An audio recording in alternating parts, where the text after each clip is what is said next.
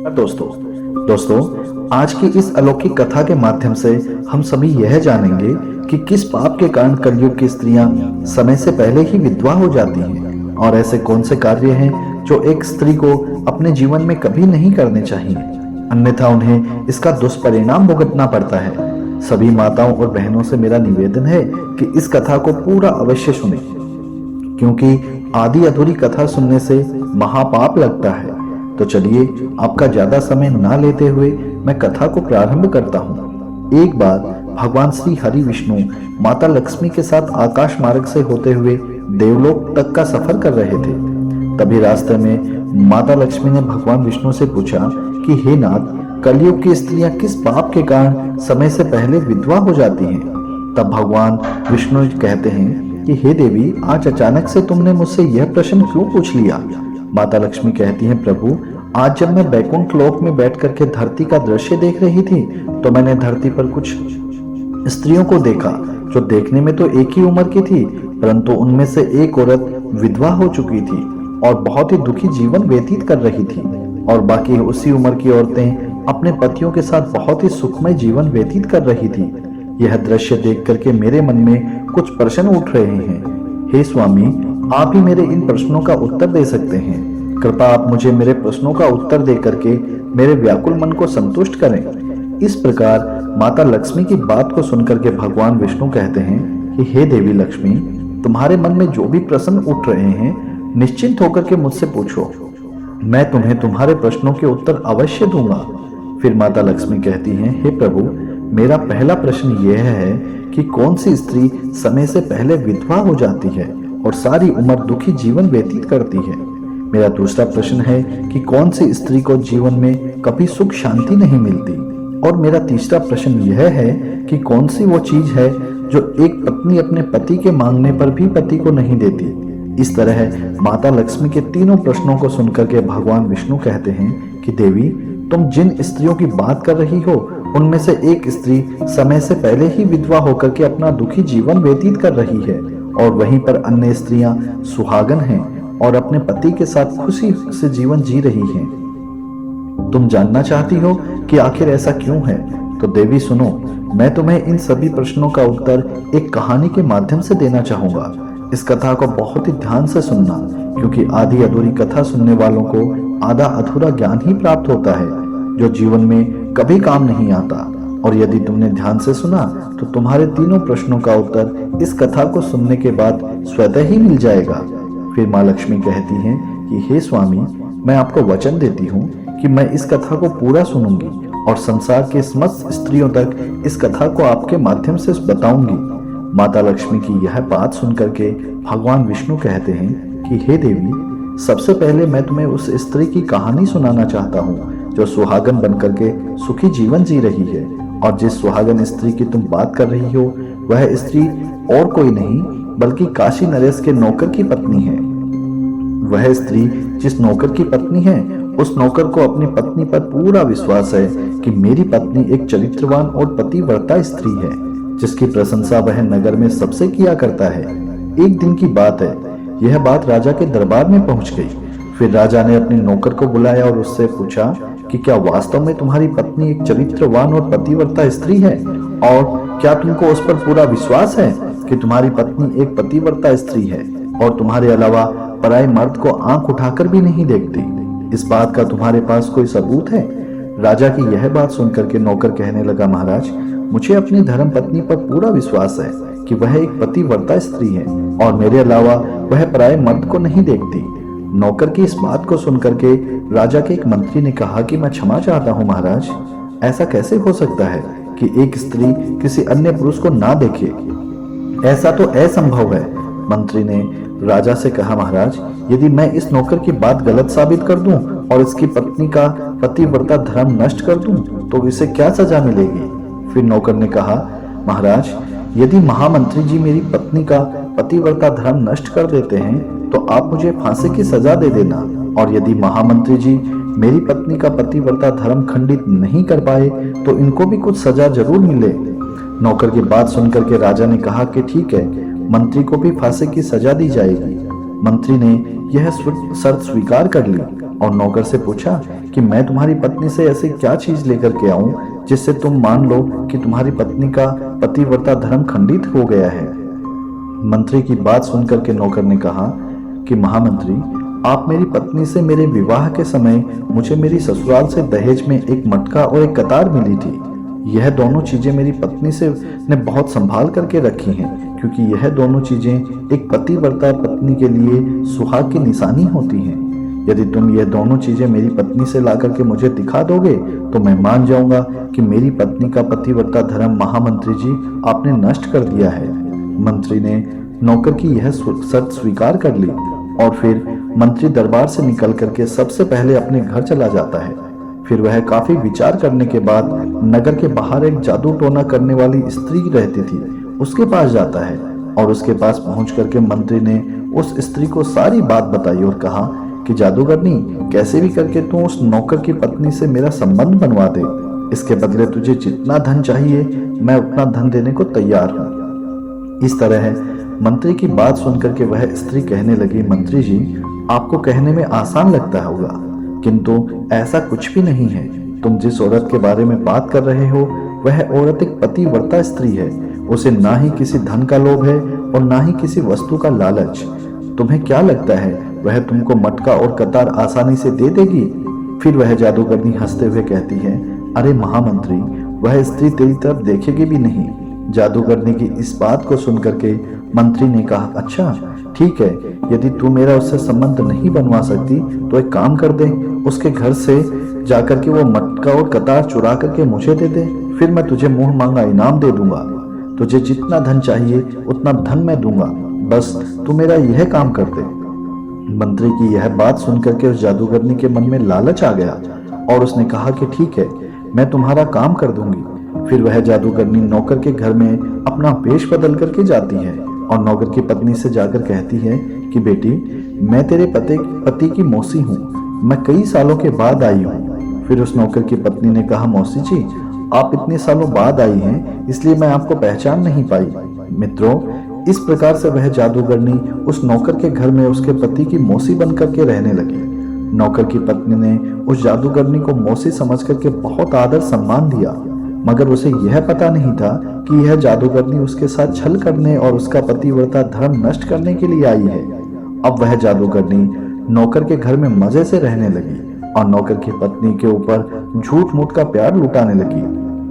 एक दिन जब नौकर की पत्नी घर का कोई काम करने के लगी, इसी बीच उस जादूगरनी को मटका और कतार चुराने का मौका मिल गया। उसने मटका और कतार चुरा लिया और वहां से दोनों चीजें चुरा करके भाग गई और सीधा जाकर के मंत्री के पास पहुंची और उस मंत्री को मटका और कतार दे दिया, बदले में बहुत सारा धन ले लिया। फिर मंत्री मटका और कतार लेकर के सीधा राजा के दरबार में जा पहुंचा और राजा से कहा, महाराज, मैं नौकर की पत्नी के साथ 2 दिन रह करके आया हूँ और यह मटका और कतार उसी ने मुझे दिया है। मंत्री की यह बात सुनकर के राजा ने तुरंत दरबार लगाया और नौकर को बुलाया। फिर मंत्री ने दरबार में मटका और कतार नौकर को दिखाते हुए कहा, महाराज, मैंने नौकर की शर्त पूरी की। यह सब देख करके नौकर का अपनी पत्नी से विश्वास उठ गया। फिर राजा ने शर्त के मुताबिक नौकर को फांसी की सजा सुनाई और 16 दिन बाद फांसी देने का आदेश दे दिया और कहा कि नौकर को 16 दिन के बाद फांसी पर चढ़ाया जाएगा। अब नौकर की मृत्यु के दिन समीप आने लगे दोस्तों। अंत में वह दिन भी आ गया जिस दिन उसे फांसी देनी थी। जब उसे फांसी के फंदे पर लाया गया तो उस नौकर से अपनी अंतिम इच्छा पूछी गई। फिर नौकर ने कहा कि महाराज, मेरी अंतिम इच्छा यह है कि मैं आखिरी बार अपनी पत्नी से मिलना चाहता हूँ। राजा ने नौकर को अनुमति दे दी कि तुम अपनी पत्नी के साथ मिल सकते हो। फिर नौकर कुछ दिन इजाजत लेकर के अपने घर गया और अपनी पत्नी से कहने लगा कि तुमने मेरे साथ बहुत बड़ा विश्वासघात किया है। मैंने तुम पर विश्वास करके राजा के सामने मंत्री से ऐसी शर्त लगाई थी और राजा के भरे दरबार में मैंने कहा था कि मेरी पत्नी एक चरित्रवान और पतिव्रता स्त्री है और उसके पतिव्रता धर्म को इस राज्य में कोई नष्ट नहीं कर सकता। यदि कोई नष्ट कर देगा तो आप मुझे फांसी लगा देना। लेकिन आज तुमने मेरा विश्वास तोड़ दिया और अपना पतिव्रता धर्म नष्ट करके अब मुझे फांसी पर लटका दिया। कुछ दिनों के बाद मुझे फांसी दी जाएगी। तुमने मेरे साथ इतना बड़ा विश्वासघात क्यों किया? मैंने तो तुम पर विश्वास करके तुम्हें घर पर अकेला छोड़ा था। नौकर की यह बात सुनकर के उसकी पत्नी ने उसे उस स्त्री की बात बताई जो उसके पति की मौसी बन करके उसके घर आई थी। मगर नौकर को अपनी पत्नी की बातों पर बिल्कुल भी विश्वास नहीं हुआ। फिर वह उसकी तरफ देखता रहा। उसका दिल टूट चुका था। दिल से वह फिर राजा के दरबार में पहुंच गया, परंतु राजा ने किसी कारणवश उस नौकर की फांसी की सजा कुछ दिन के लिए टाल दी और उसे कैद में डलवा दिया। नौकर की पत्नी अपने पति को निर्दोष साबित करने के लिए राज दरबार में नाचने गाने वाली औरत की वेशभूषा धारण करके पहुंच गई और राजा से उसके सम्मुख अपना नृत्य दिखाने की आज्ञा मांगी। राजा ने नौकर की पत्नी की सुंदरता को देख करके नाचने की आज्ञा दे दी। फिर दोस्तों, नौकर की पतिव्रता पत्नी ने जब नृत्य शुरू किया तो उसका नृत्य देख करके राजा बहुत प्रसन्न हुए और कहा, हे नृत्यका, मैं तुम्हारे नृत्य से अत्यंत प्रसन्न हुआ। मांगो, तुम जो भी मांगना चाहती हो मैं तुम्हें दूंगा। फिर उस नौकर की पत्नी ने कहा, महाराज, आपकी सभा में एक चोर है जिसने मेरा सोने का हार चुरा लिया है। आप उसे फांसी की सजा दे दीजिए। नृत्यकी की यह बात सुनकर के राजा ने कहा कि ठीक है, बताओ मेरे राज दरबार में तुम्हारा चोर कौन है, मैं उसे कठोर से कठोर सजा दूंगा। और फिर उस नौकर की पतिव्रता स्त्री ने कहा, महाराज, और कोई नहीं, आपके मंत्री ने मेरे सोने का हार चुराया है, आप इसको फांसी की सजा दे दीजिए। जैसे ही मंत्री ने सुना कि यह स्त्री मुझे चोर बता रही है तो मंत्री घबरा गया और कहने लगा, महाराज, मैं ईश्वर की शपथ खा करके कहता हूँ कि मैंने इस गणिका का हार नहीं चुराया, मैं तो इसे जानता तक नहीं।